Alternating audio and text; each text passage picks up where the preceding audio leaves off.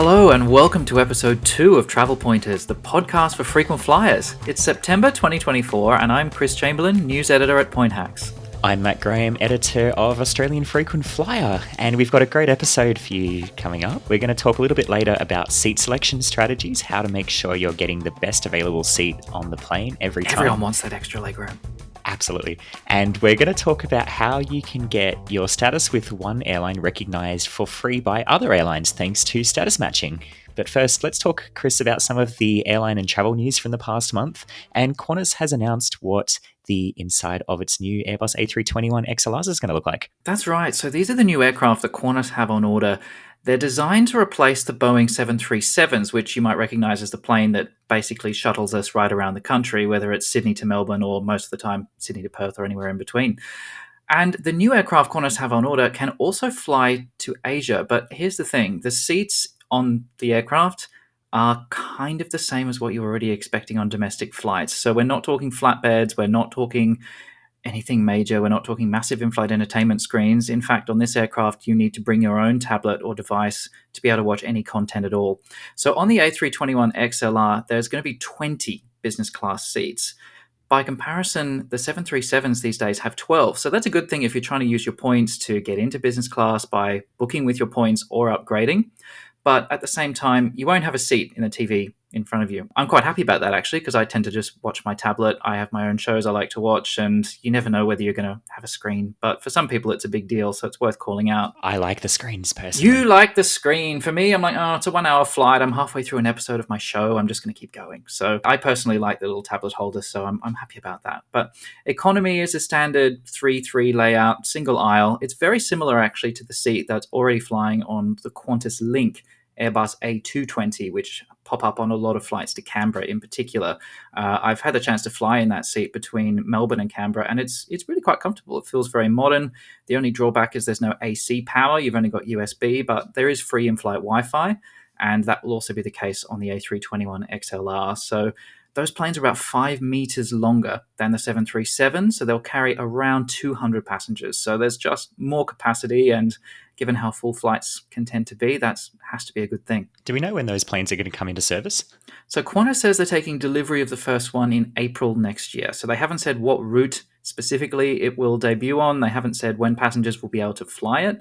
Often what happens with a new aircraft is you don't begin passenger services the same day that it lands at the hangar. There's a whole process of beginning service on a new aircraft. But probably in the first half of next year, we can expect passengers would be able to start flying on that and experience what's a brand new aircraft. There is no airline in the world currently flying that aircraft type, and Qantas will be one of the first. That's true. I think Iberia is the launch customer. They're going to launch pretty soon flying transatlantic routes with that aircraft. But yes, Qantas is not far behind. Yeah, American Airlines has some coming in as well, and I've had a look at their cabins on board, and they've gone all out. They've got business class with beds and doors at the seat. They've got premium economy, and this is just to fly between LA and New York. So Qantas's aircraft largely look like what you'd expect on a domestic Australian flight right now. Yeah, but with the range they have, where they could always reconfigure them, sort of the midway point through their lives and then start using those on longer routes with lie flat beds and premium economy and things, I guess. Absolutely. They have the flexibility to do that. Or, I mean, they also fly 737s to Bali with the reclining seats as they are today. Well, they do. They probably shouldn't. They have the flexibility to do that as well. But there's a lot happening in Australia's domestic skies. And in the last month, we've seen the release of an aviation white paper. Matt, what's that all about? Yes, so the government has been, the Transport Department anyway, has been working on an aviation white paper for the last year or so, and it came out. It has a whole lot of recommendations for 10 different areas relating to Australia's aviation industry, but the one that's particularly interesting for us are the recommendations relating to the passenger experience. So the white paper makes some recommendations for improving disability access for passengers with disabilities, but it also makes a few recommendations relating to consumer protections. Now, this is something obviously of a lot of interest to the Australian frequent flyer community, because we are a community of Australian frequent flyers who are flying all the time in Australian skies and who experience the problems with the current system. Things like not getting assistance when it's needed, when there are delays and cancellations, inadequate compensation for downgrades and things like that.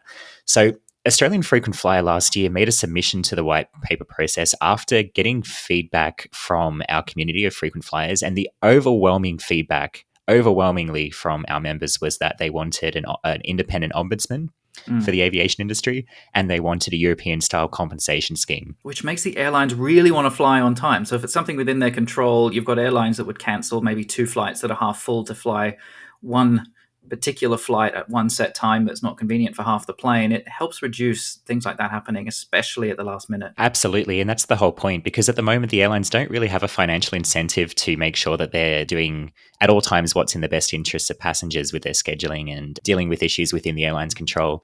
I personally know people who've worked for airlines in both Australia and Europe, and they have told me that in Europe, they make a lot more effort to make sure that they don't overbook the flights by too much, to make sure that the schedules they're advertising are going to run as advertised, and they have more contingencies in place to make sure that if there is an issue with an aircraft, which does happen from time to time, that they're able to recover from that more quickly, so that they don't have to pay out compensation to passengers. So it does work. The airlines, of course, lobbied hard against it.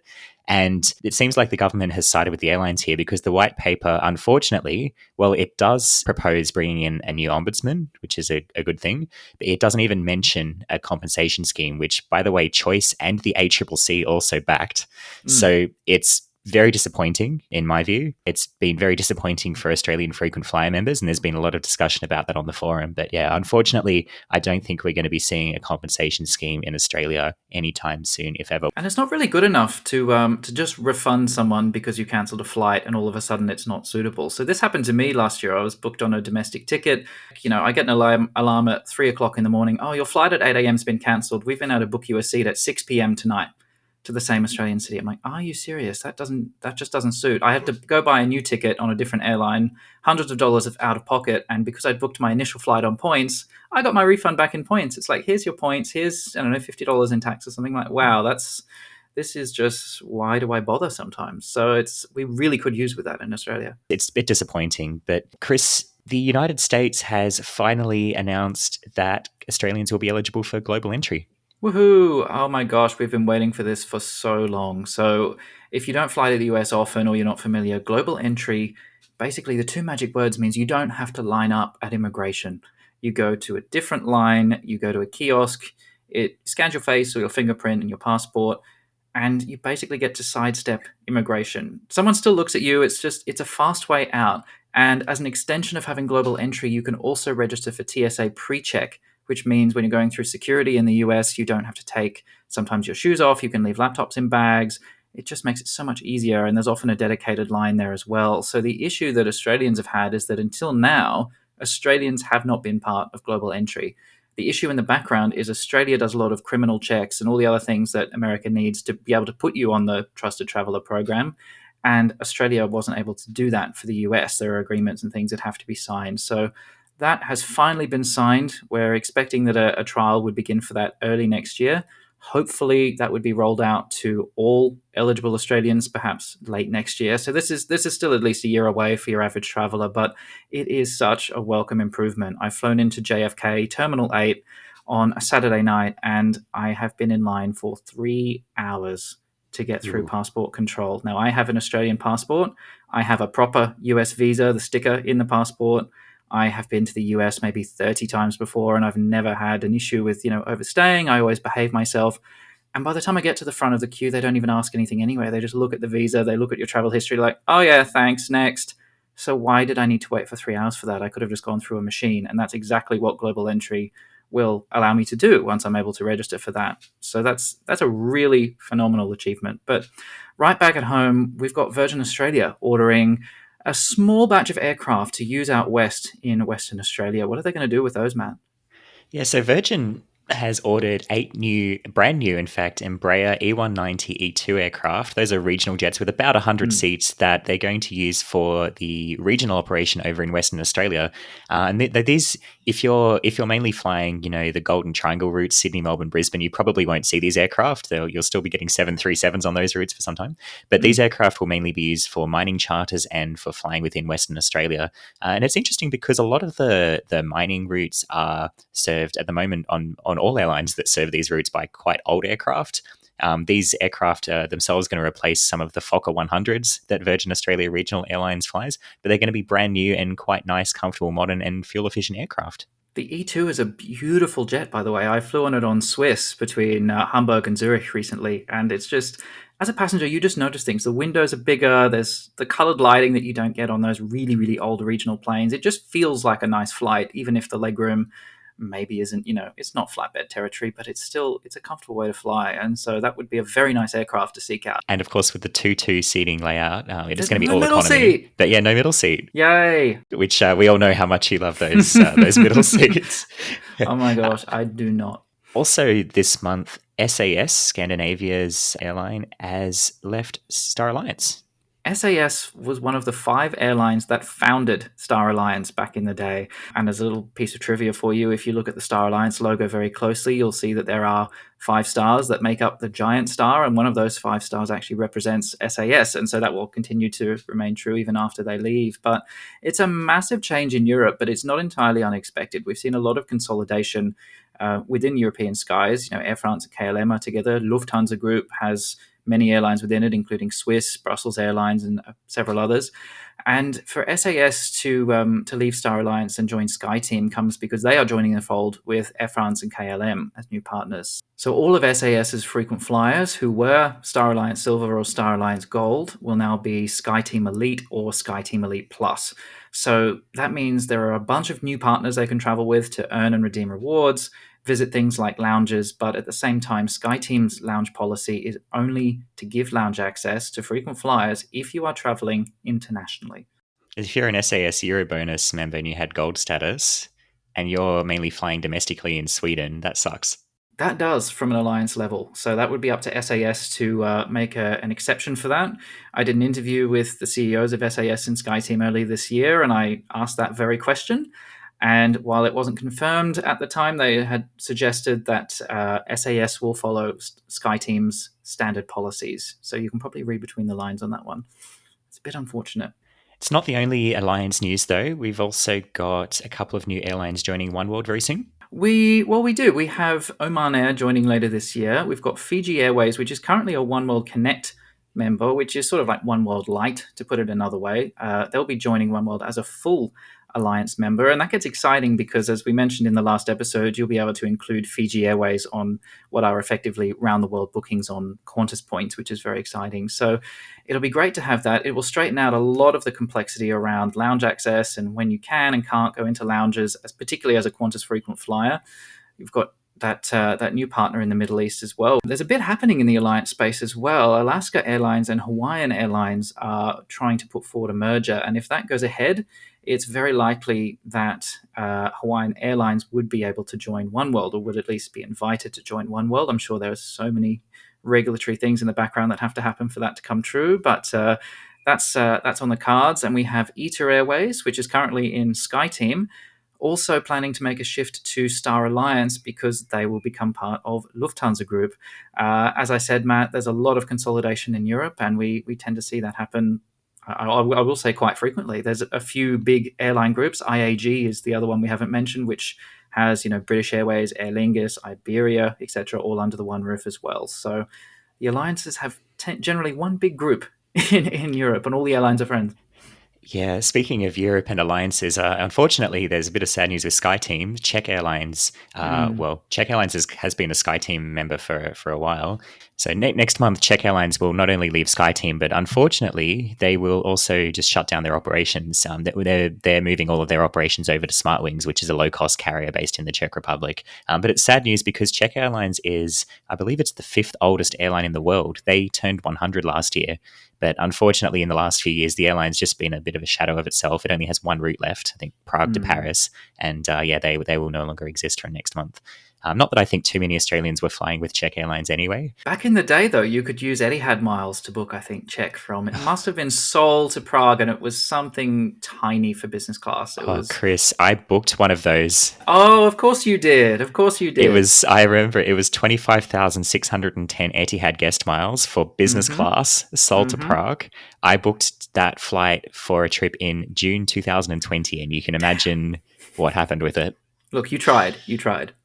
That was I was so looking forward to that. But yeah, that's definitely not something I'll ever be able to do again, unfortunately. But something I know you're still looking forward to is that Qantas has been giving out some complimentary upgrades to Platinum and Platinum One frequent flyers. And as I understand, Matt, you've not had one of those, have you?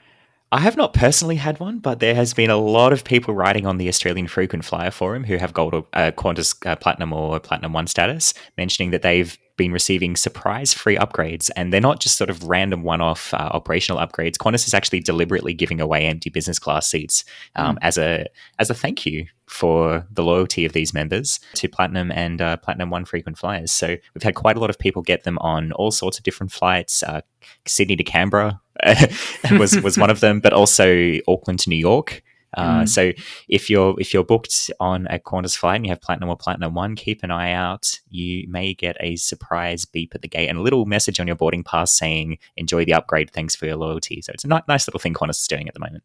It's very cool. I've had one of these, and it was from Melbourne up to Sydney. And I opened my app on the way to the airport, and I went to open the boarding pass because I was just checking. Oh yeah, what time's my flight? I'm running a bit late. Am I going to make boarding? And it just refreshes itself, and suddenly I'm in business. And yeah, there's that little note at the bottom. So I may have gone to the lounge and asked them to print out that boarding pass because there was a service message, and the staff looked at that and then they smiled. They're like, "Oh yes, there is," and then handed it over. So it's a complete surprise. It's a very nice surprise. But I've heard some people get them for flights like Sydney, LA from business to first class. So that is a pretty nice upgrade if you can get that one. But I don't think anyone's complaining, even if it's Melbourne to Sydney. It was certainly a nice flight. Well done, Qantas.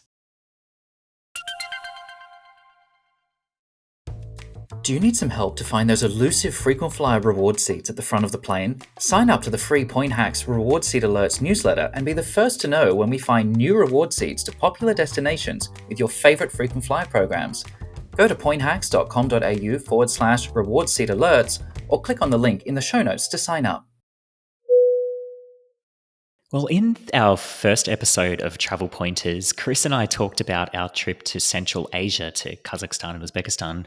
One of the flights we took as part of that trip was from Dubai to Almaty with Air Astana on their Boeing 767. And you might remember in the first episode, we talked about how good the meal and the wine was on that flight in economy class on Air Astana. Now, on this particular flight, I'm going to throw Chris under the bus here. I'm sorry. Wow, Matt, we're only at episode 2 and I'm already under the bus here. Sorry, Chris. But what happened was Chris was responsible for booking that particular flight and choosing our seats. So being a Boeing 767, it's one of my favorite planes to fly in economy class because they generally have a very nice 232 layout. It's a wide-body jet, and it was just the two of us traveling together, and we were able to pick a pair of seats by the window. One of us in a window, one of us in an aisle seat. Brilliant. The thing was, though, when we boarded the plane, we realized that the seats that Chris had chosen actually didn't have a window. So the window next to the window seat, where there should have been a window, it was a panel for the air conditioning or something. We actually couldn't see out at all. So it prompted the discussion for today's podcast on how do you make sure that you're getting a good seat? Do you have a strategy for seat selection? Like a lot of people have a preference for a window or an aisle seat, but how do you make sure that you're getting a good seat? So yes, as Matt said, I had one job on our flight from Dubai to Almaty. And to be fair, I did get us in a pair of 2 seats by the side. We were not in the 3. No one had a middle seat. I still had my aisle seat, and Matt didn't have a window seat. I will say he had a wall seat because that's really, he had this wonderful view of this plain white cabin interior wall, and Matt loved every minute of it, I'm sure. There was so much to look at, really. Look, I would say if I was trying to sleep, it was pretty good to lean on. See, exactly. And we were flying all day economy the day before from Australia. I was looking out for you, Matt, really. Sure. Honestly, no, it's yes. So for me, back in the day, I used to be a pretty big searcher, I would say, of Seat Guru because they would normally highlight the seats in green, yellow, or red. It was very convenient. And in my head, I know a few tricks. Like row 9 on a domestic Boeing 737 in Australia has no window. In my head, I've got that memorized. But these days, Seat Guru is no longer getting updated, and especially when you're going on an unfamiliar airline. So it was my first time flying with Air Astana, not my first time on a 767, but my first time on that layout. And every airline is slightly different, where they put the seats, where they do and do not have windows. So Matt, next time we end up on an airline that I'm not familiar with, and you, for some reason, once again, trust me to book your seat and hope that I don't, put you up against a wall instead of against a window, what should I be using to find the good seats on the plane, and even just to make sure that my window seat actually has a window attached to it? Well, I'm glad you asked, Chris. But no, not just. I'm not really mad about this, by the way, guys. Like, it's fine. But it does raise an interesting point. Like, how do you actually find accurate seat maps that show the level of detail where you can actually see where the windows are and things like this? And in the last couple of years, there is a website which has been really useful. It's got all. They've been adding content to it all the time, so it's now actually a really good resource, and it's called Aerolopa. So that's Mm. Aero, like AERO, and then LOPA, which I believe LOPA stands for like layout of passenger aircraft or something like that. But it's Aerolopa is the website. You can go on there and you can find extremely detailed seat maps for most major airlines and aircraft types. So these seat maps will show you literally the position of the windows in relation to the seats. They'll show you where the toilets are, like the actual. Basically, it's to scale based on how it is in the aircraft. So that's where you can look if you want to find like the layout of the aircraft. But there's also a website called Expert Flyer that you can use to see real-time seat maps. It doesn't show you the exact location of the windows and things like that, but it does show you where other people are sitting. So sometimes when I'm walking into the airport, I'll load up Expert Flyer, search for my flight number, and just see if maybe there's a free row of economy seats that I can change to, or just have a look. If it's not a full flight, maybe you can maybe there's an opportunity to move around a little bit. What about you, Chris? Yes, ExpertFly was good, and they do have an information feed still matched to Seat Guru, unfortunately. So when I load up a seat map, you can see some of those red, green, and yellow seats, but it's not up to date, unfortunately. So I mean, I'm learning from this one, Matt, because clearly I need to make sure that I am not in that situation again. To be honest, though, it's I'm often on the same aircraft and I'm familiar with exactly where I sit. So I know that if I'm on a domestic flight on Qantas, I want row four at the window because I'm fussy. If I'm not in row four, I want a general aisle seat so I can get up easily. And I just hate disturbing people, so I don't like having a window seat on a long haul flight in economy. I much prefer the aisle. I can get up and down. No one's annoyed. On a short flight, though, window's very nice for the view because I'm probably not going to get up on a 1 hour flight. Yeah, that was actually my next question. Are you a window or an aisle seat guy, or maybe a middle seat guy for some reason? I Who don't would know. say I prefer a middle seat? You just want to feel cozy. I don't know. Like, do you remember a few years ago, Virgin Australia put out a poll on its social channels? Do you prefer the window, aisle, or middle seat? And 1% of people said middle. I don't know who these 1% are, or like if they're even real people. And then they did the middle seat lottery. Try and make the middle seat exciting, but at the end of the day, you're still sandwiched between two people on a flight. That's yeah, middle's not my favorite. I tend to end up in a middle seat if I've changed my flight at the last minute and I really have to go. I just have to get somewhere, or I'm trying to avoid a storm or something. It's really not my first choice. Although I did try a little trick. I was flying long haul economy with a friend a few months back, and it was a Dreamliner, so 333 layout. I had the window seat, they had the aisle, and we were near the back of the cabin. We were hoping that, unless the flight's full, that middle seat is going to be the most unattractive seat for anyone to possibly select. Why would anyone want to sit there, right? And I'm banking on having a bit of extra elbow room. But then, of course, a lot of passengers in economy don't pre-select their seat because you have to pay a fee to do it. And especially when you're on an airline that carries a lot of connecting passengers, the plane fills up, every seat was taken, middle seat was taken, and I figured, well, I'd rather sit next to my friends than sit over by the window and try and talk over the person awkwardly. So in the end, I offered him my window seat and sat in the middle, but it was okay. But if I'm flying by myself, that would not be my first choice. Who would take middle seat on a poll, honestly? Yeah, I'm probably the same as you. Like, I like sitting in the window on short flights, 1 to 2 hours, where I don't think I'm going to need to get out of the seat. And I do like looking out of the aircraft and seeing the view, seeing the city where I'm landing, and just watching the clouds go by and things like that. On a night flight, it's probably less important. So if it's a night flight or like a long haul flight, I'd probably prefer the convenience of an aisle. And if it's like a wide body long haul flight, like on a Boeing 777 or an A380, I'll often pick an aisle seat in the middle block, because that way it's the least, you have direct aisle access, and you're probably the least likely to need to get up all the time for other people. Mm-hmm. Especially if it's like a 333 layout. I find often if I'm in the aisle seat in the middle block, usually the middle seat will be either empty or it will be a couple maybe sitting on the other side of the aisle, and the person in the middle will try and get out on the other side often. Mm. So that's my strategy.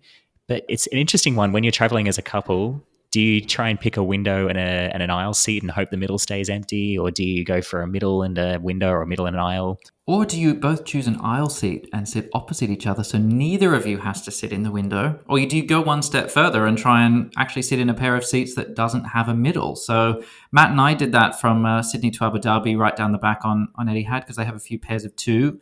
Within Australia, if you're on something like a Qantas Link Airbus A220, there are pairs of two seats as well. It's another reason to get in early and choose your seat. You really have the best pick. Chris, if you're on an airline that offers you the option to pay a little bit more to choose a seat closer to the front of the plane, do you think it's a good idea? Most of the time, no, because the seat is exactly the same as what I'm going to get for free sitting further down the back. So, really, I have paid more for this once recently. And the reason I did was because it was an economy flight through Frankfurt and I had a very, very short transit. And with an Australian Ooh. passport, I know that I can't use the smart gate. I have to line up for a person to clear me. And I only had about 1 hour between flights. Ooh, this is at Frankfurt. Yeah, at This could take Frankfurt. anything from 5 minutes to 2 hours. Exactly. And at least it's on the one ticket. So if I missed the connection, I would get rebooked. But I was really, really hoping to make my connection. So yes, for that, I paid probably an extra $10 or $20 to sit near the front of the plane because I figured that at least I'm ahead of 20 other rows of people trying to get off, trying to get through immigration faster. In the end, that worked out quite well for me. But on a typical flight, no. I mean, on United, for instance, they charge you to sit closer to the front, but they let you swap to those seats for free when online check-in opens. So if I am across the Pacific in economy, I do that. And because most people don't think to do it, you often end up with a spare seat next to you because you're in the little paid zone and no one else wants to pay either. So it works That's quite well. exactly what I was going to say. Like yes, you have to pay extra if, or sometimes, as you say, you can choose them for free closer to departure. But I often do pay for exactly that reason. I find that most people don't select a seat. Either they just don't choose a seat for whatever reason. I would never do that. But a lot of people just don't think to select a seat, or they don't want to pay the extra fee, maybe to select one of the paid, like they usually call them preferred seats or upfront seats. But because most people don't pay them, and if they're chargeable, they're usually the last seats that an airline will automatically allocate at check-in to people who haven't paid for them. So you do often get a free seat next to you. And in fact, I had a flight last year on AirAsia X on their A330, where they have a quiet zone at the front section of economy with 7 rows. So it's a 9 across, so 63 seats. And only 3 of them were allocated. The back section of the plane ram-packed full. And I had a row of 3 to myself, not just my row, but the one across the aisle, the one behind me. All of those seats were also empty. So definitely worth paying the extra $30 or something that they charged for that. And when it comes to paying more to sit closer to the front, I want to help all of our listeners avoid the problem that we had on our flight out of Dubai. And it's worth pointing out that Qantas charges more to sit in row 9 on domestic flights. Now, row 9 is that magical row without a window. But of course, the idea is you're paying to sit closer to the front. But if you are a bronze frequent flyer, for instance, you normally can only see seats further back. You will generally be able to see row 9 from the time of booking if it's available, but you'll be charged to sit there. So why would you pay more to have a window seat without a window? You're back where we started. I have never understood why Qantas charges an extra $10 or something. It's not that much, but they say that it's a preferred seat, 9A on the 737. Maybe people want to sleep on a 1 hour flight. I don't know who prefers it. If they're getting money for that, that's quite smart if people are paying for it, but people might be a bit disappointed. So that's on the Boeing 737-800. Of course, on different airlines and on different aircraft types, there'll be different seats that are missing windows. So just have a look on Aerolopa to see where those are. But Chris, speaking of seat selection on Qantas, there's a couple of tricks to be able to get a better seat. And of course, when you choose a seat at the time of booking, usually the seats up the front are going to be blocked from selection unless you're a Platinum or a Platinum 1 frequent flyer. But there is a way to get those and even to get the extra legroom seats for free. So the thing with Qantas is that if you're choosing your seat before the flight, whether you've booked nearly a year in advance or a week in advance, you're probably going to see the same seats available minus whatever other people have chosen. What happens though is that exactly 80 hours, that's 80 hours before your flight, Qantas unlocks a lot more options for you within the same cabin. So where if you were a bronze flyer, you may not be able to see seats closer to the front, closer to departure at 80 hours, which is 3 days plus 8 hours, you might be able to move a bit further forward. Now, a lot of frequent flyers in the past use this as a way of sneaking into row 4, which is the front row of domestic economy on the 737 with extra legroom. And Qantas has unfortunately made that a little bit harder. So you may now be able to do that at 80 hours before departure, but unfortunately you will have to pay. And that's where T24 comes in. And it's not necessarily always 24 hours before departure. Technically, this is possible once you've completed online check-in. So whenever you've checked in for your Qantas flight, and on domestic flights it is 24 hours before departure, as soon as you're done, you can go to the boarding pass in your mobile app, you can click change seats, and at that point, you may be able to pop yourself into an extra legroom seat. So now that includes row 4, but also the emergency exit rows on domestic flights. At that time, they are free for everybody if you move after you've checked in. A quirk of this, though, is that if you try and change seats before you've checked in, even if it's only a few hours before the flight, the system will prompt you to pay. So you have to check in first. That is the tip. Where it gets tricky is if you're flying on a code share flight. So that is, you've booked a flight with one flight number and you're flying on a different airline. So for instance, if you're traveling on Emirates but you booked your flight through Qantas, you have a QF code on your ticket, but it's an Emirates aircraft. So how would you go about booking your seat on a code share flight, Matt? That's a good point. Now, in the case of Qantas and Emirates, you can actually just go to the Qantas website and choose a seat, or to the Emirates website and choose a seat, and it actually links up. But a lot of the time when you're booking a code share flight, so that's a flight where you're booking on one airline's flight number, but it's operated by a different airline. Or, for example, if you're using frequent flyer points to book a flight that's operated by a different airline, often you'll have the problem where the airline you've booked with won't actually let you choose a seat. So what you can do in that case, most of the time, doesn't always work, but most of the time, if you can get the PNR, that's the booking reference, the 6-digit booking reference of the operating airline, and then go to that airline's website or otherwise call that airline, you can usually choose a seat that way. It doesn't always work. I had a flight a few months back on Avianca that I booked using Aegean miles and bonus miles. Very niche, I know. For those playing along at home, Aegean Airlines has a very interesting award chart for redemptions within South America. I was able to get a very, very good deal flying from El Salvador all the way down to Buenos Aires in Argentina for a very low number of miles, flying on Avianca using those Aegean miles. And I happen to have some Aegean miles sitting in my account. So I used Aegean miles to book this flight on Avianca. Unfortunately, I was not able to choose a seat at all. I was then assigned a seat at check-in and I couldn't even change it until I got to the airport, and then only for a fee. Yikes. And I know that there's issues as well. For example, if you're booking a Virgin Australia flight number and the flight is operated by All Nippon Airways, which is one of their partners, it's actually not possible to choose a seat.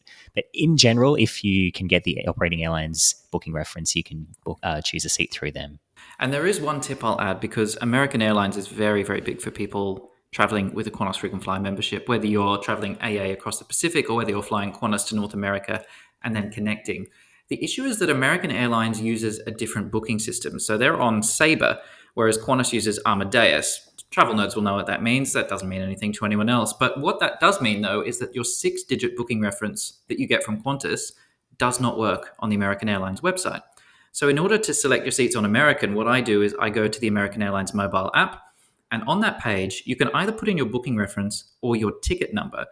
And your ticket number begins with 081, which happens when you've booked through Qantas. So when you get your itinerary, look for a number beginning with 081, take the hyphen out, whack it in the box, and then you will be able to control your American Airlines flights through the AA app. And that's very handy because it means then you can online check in, you can change your seat, you get notified if there are flight changes.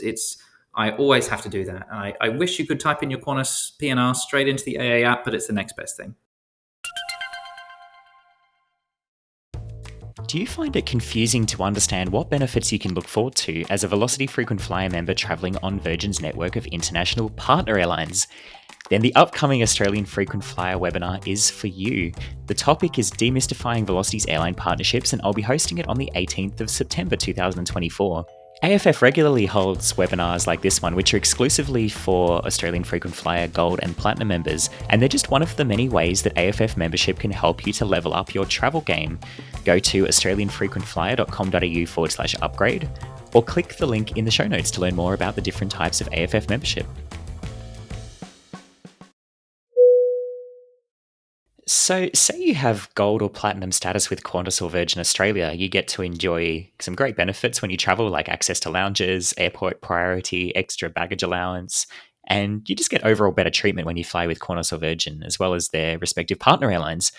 But say you're looking at booking a trip, and the best option in terms of price or schedule is actually on an airline from a different alliance that doesn't partner with your main airline. Or perhaps your employer has booked you against your wishes onto a different airline where you don't get any status benefits. Or maybe you just want to make the switch against you're sick of your current airline and you just want to try something new.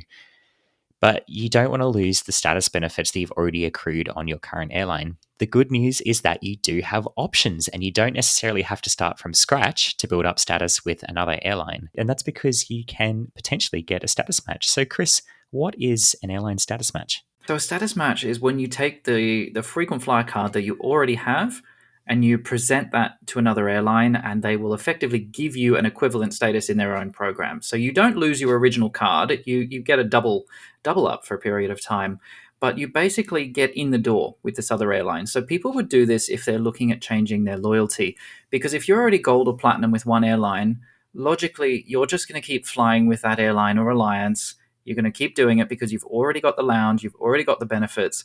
And the idea of going and traveling with a new airline that you have no status with is not very appealing. Chris, I've seen examples where people have paid double to fly Qantas on a flight with a less convenient time, where it just makes no sense just because they want to use the lounge. Yeah, I mean, people are addicted to that salt and pepper squid, I must say. Because especially if you're flying economy, this is a big thing if you're flying economy or premium economy. It's not so much in business because you're already getting those benefits like the lounge and the experience on board. But if you've got to fly to Europe in economy, well, you are going to choose the airline that treats you very well, the airline that gives you the lounge, the one that you don't have to line up with.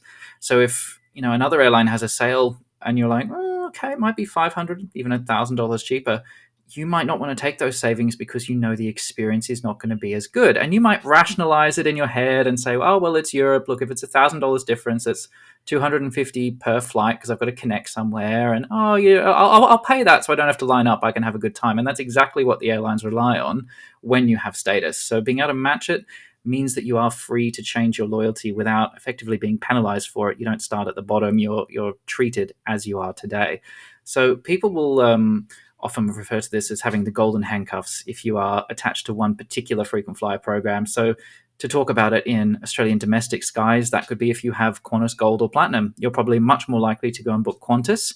Or if you can't fly Qantas, you might actually consider flying Jetstar as well, because some of those status benefits, particularly the lounge, more than anything, in fact, it's one of the only benefits, the lounge is still available if you're flying Jetstar, as opposed to going and booking on any other airline like Virgin. But if you were to do a status match to Virgin, you then get treated well by Virgin. So people do this as they're hopping around. They might save money, or their employer might change their travel policy and say, okay, from now on, we're always booking with this airline. And if you don't have status with that, you're going to want it.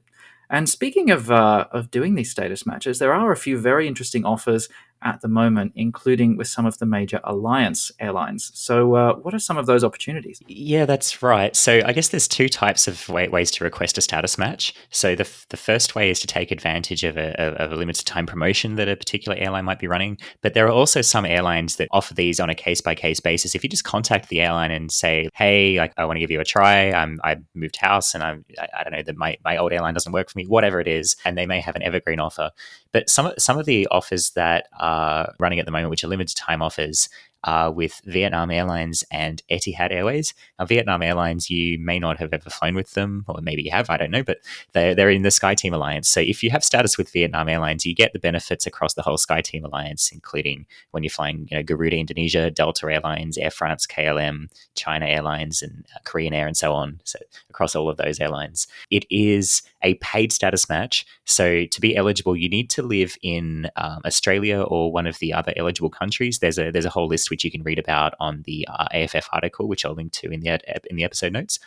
But if you live in Australia and you have already status with Qantas or Virgin Australia or any of the other airlines on the list, most of the One World and SkyTeam airlines, not SkyTeam, most of the other One World and Star Alliance are on the airlines are on the list. There are no SkyTeam airlines on the list. They will not match from SkyTeam to SkyTeam, or they will break SkyTeam rules and be in a lot of trouble.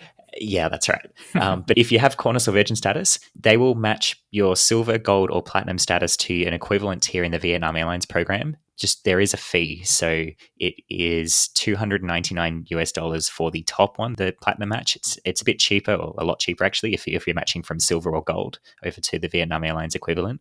But if you have Qantas or Virgin Platinum, you can get the equivalent of SkyTeam Elite Plus with Vietnam Airlines. It's $299, and you get to keep that for 12 months. The way to look at it, though, is it's like you're paying for a lounge membership, isn't it, at that rate? Because if you're paying that much money, that's really what you're getting in return. It's the lounge. So it's 440 Australian dollars for the Australians listening. And people aren't just going to sign up for the sake of it when there are fees attached. So it's a nice way of, I guess, making sure the floodgates aren't, they're not inundated with people just getting status because they feel like it. You're actually, if you're going to pay that much, you're actually going to use the status. And that hopefully should mean they process those applications a lot faster as well. Yeah, to be honest, this is one of the highest application fees I've ever seen for a status match. Often they're free. This particular one and some of the recent ones are paid matches. I guess the point is also that if you're going to pay that much, you sort of feel locked into using it. So it might make you more inclined to actually then fly with Vietnam Airlines, which is the whole point of them offering the match. But yeah, there's also the Etihad match. You can, for a much lower fee, you can get your Qantas status matched over to Etihad Airways. That gets you various benefits flying on Etihad and some of their partners, including Virgin Australia. And that one, you get to keep the status benefits initially for 3 months. And during those 3 months, if you fly just one time with Etihad Airways, you get to extend it for a whole year. There's also a few ongoing offers. For example, with Turkish Airlines, I got a Turkish Airlines status match earlier this year. My previous Star Alliance Gold status expired with a different airline. I quite enjoy having Star Alliance Gold status. I could have also got the HSBC Star Alliance credit card, but I didn't need to do that because I just applied for a Turkish Airlines match. With that one, basically your Qantas Platinum status will match to the equivalent of Star Alliance Gold in the Turkish Airlines program. It's a free match. You get to enjoy the status benefits for a few months. And during those months, if you take just one international flight with Turkish Airlines, you get to extend those benefits for a whole year. And you could just take a flight from Melbourne to Singapore even on Turkish Airlines, which is a fifth freedom route they've launched this year. In my case, I took a flight from Sao Paulo to Buenos Aires in South America. I just happened to be in South America and they had this fifth freedom flight available. That counted. It's international. So that worked out nicely. But maybe you have Virgin status or you have status with another overseas airline and you want to get a match over to Qantas. Qantas does also have an ongoing offer called Tier Accelerator. And how that works is that you write into the Qantas Frequent Flyer Service Center, or you give the Qantas Frequent Flyer Service Center a call, say that you have already status with another airline. It has to be at least gold status with another airline such as Virgin, and you'd like to use the Tier Accelerator challenge. You'll then get about 3 months to earn 200 status credits on Qantas operated and marketed flights. And if you meet that challenge, you'll get upgraded to gold until the end of your following membership year. And it's a free challenge as well. You just don't get to enjoy the benefits of gold until you've earned those 200 status credits.